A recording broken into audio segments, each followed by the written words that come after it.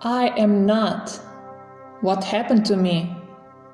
I am what I choose to become. The sad reality of most human beings is just that.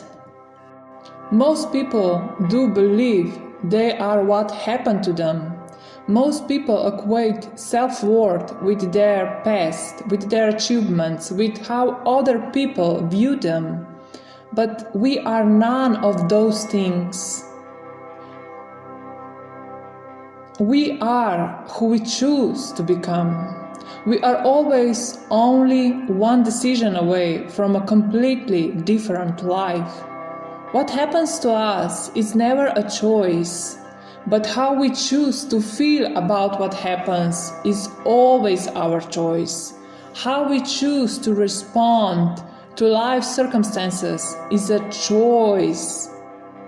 Who we decide to be in every moment, including adversities, will determine the quality of our life. Leave your past behind and decide today, now, who you will be from this moment forward. Until you make the unconsciousness conscious, it will direct your life, and you will call it fate. Why do bad things keep happening to me? Some say. Why do the same negative kind of people keep appearing in my life? The unconscious, or rather subconscious, controls almost all human behavior. It has been said that almost all brain activity happens on a subconscious level.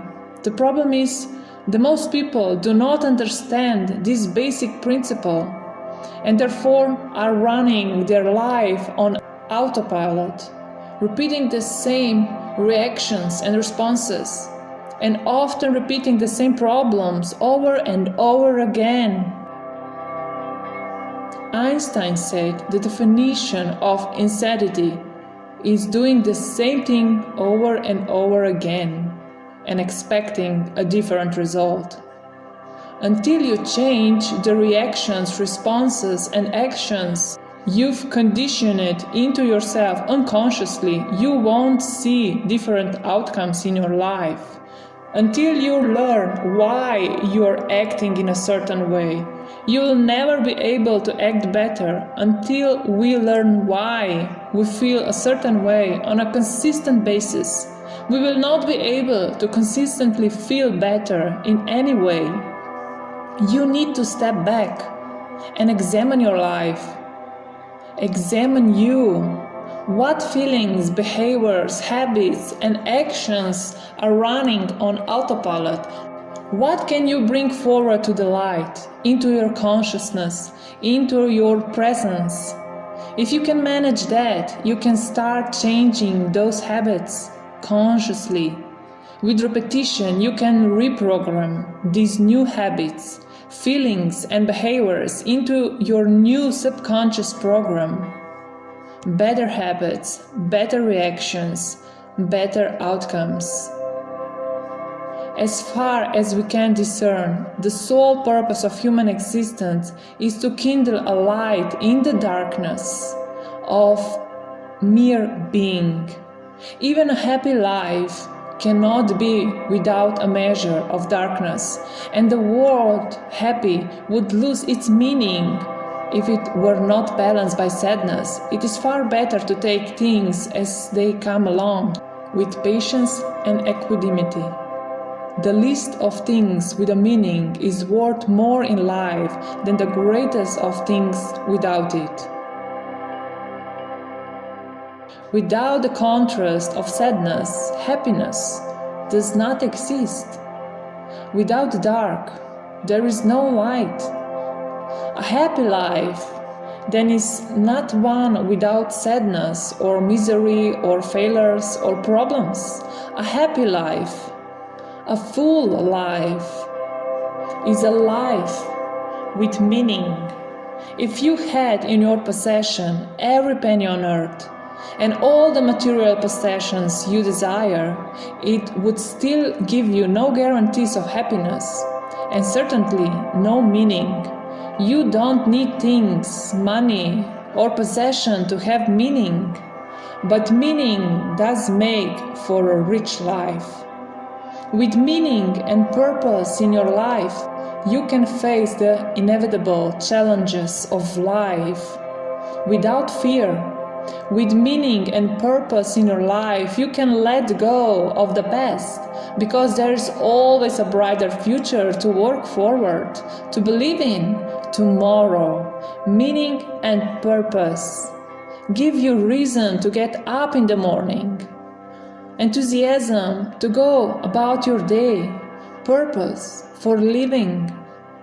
Kindle a light in the darkness of your being. Discover who you are, develop a life of meaning and purpose, and accept every inevitable challenge that comes your way.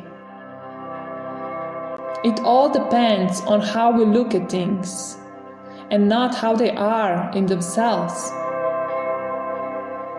Whatever happens in your life is not a reality, but rather your interpretation of it. Let me repeat, whatever happens is not reality, but your interpretation of reality.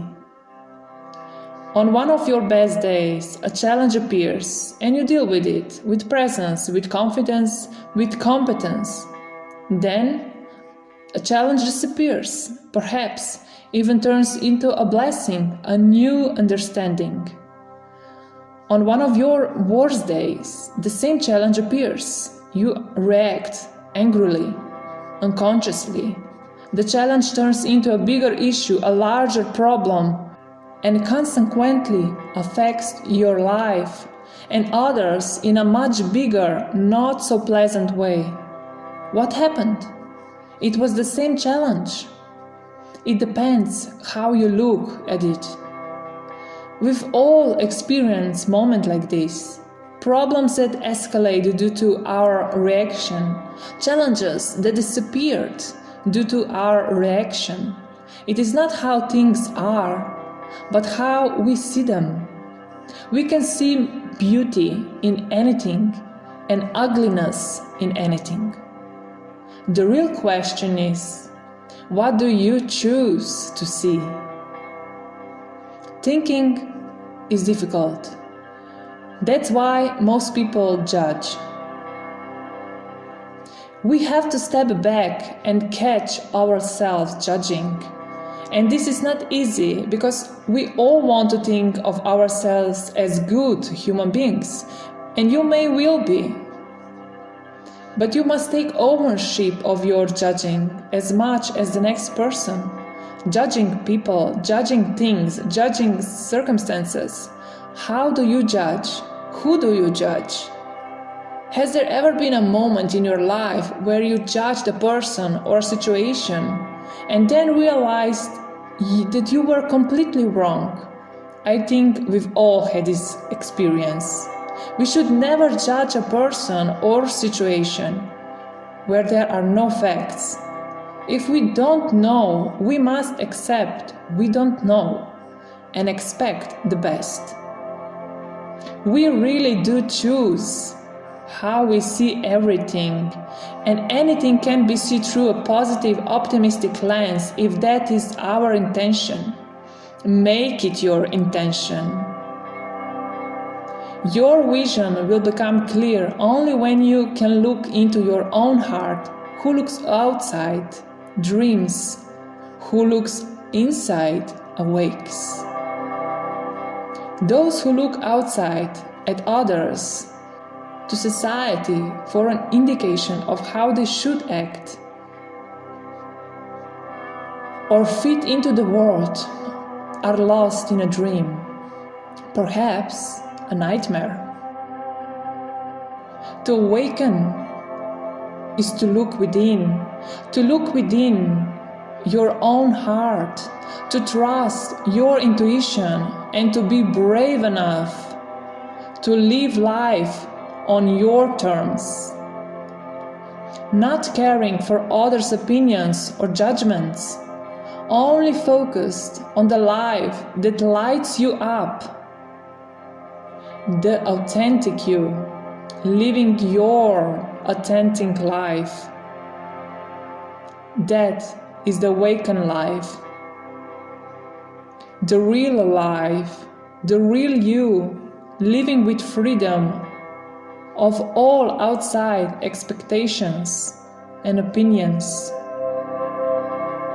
Knowing your own darkness is the best method for dealing with the darkness of other people.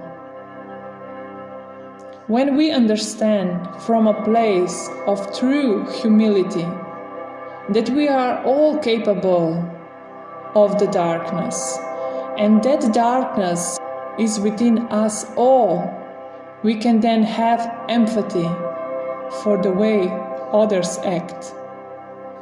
Understanding that everyone is doing the best with the life circumstances they were presented. If they knew better, they do better. We've all made mistakes. And for most of us, when we stuffed up, we knew better. So we did better. We no longer wanted to hurt others or ourselves through our behavior. We learned the lesson and we moved on. For most people, the darkness doesn't hang around for long, but it should give us some compassion for others, knowing that even we have made mistakes. No one is perfect, and perhaps with the same life circumstances, we would not do any better than the other.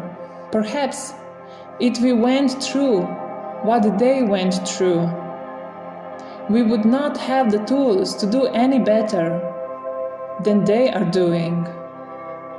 It does not mean condoning any type of behavior. It is an understanding that no baby was born evil or with bad intentions. Everything that irritates us about others can lead us to an understanding of ourselves. Anything that irritates you in another is likely within you or within your shadow. They are the things we are most afraid will come out of ourselves. It's like a mirror for your own personality. What irritates you in others can teach you important things about yourself. Pay attention to those things in others that irritate you. Perhaps there is something you can work on too. Where love rules, there is no will to power. And where power predominates, there is love is lacking. The one is the shadow of the other. And how badly do we need more love and less power in the world today? The endless seeking of power and control is due to a lack of love, a lack of connection and empathy for others. Ask yourself how you can let go of your own need for power and control, even a little, and how you can bring more love, compassion, understanding, and giving in your own world. We cannot change anything until we accept it. Condemnation does not liberate, it oppresses. You are what you do, not what you say you'll do. We do live in this kind of world where many people talk too much and act too little. You are what you do, not what you say you will do. You do not need to tell the world or tell anyone what your plans are. You can show them with your actions, with your results. That is ultimately how we are all judged anyway, on how we show up every day, who we are, what we do, never who we say we are or what we're going to do. Less talk, more action. Leaving the need for validation behind and being who we intend to be. Doing what we want to do. And letting the right people show up because of those choices.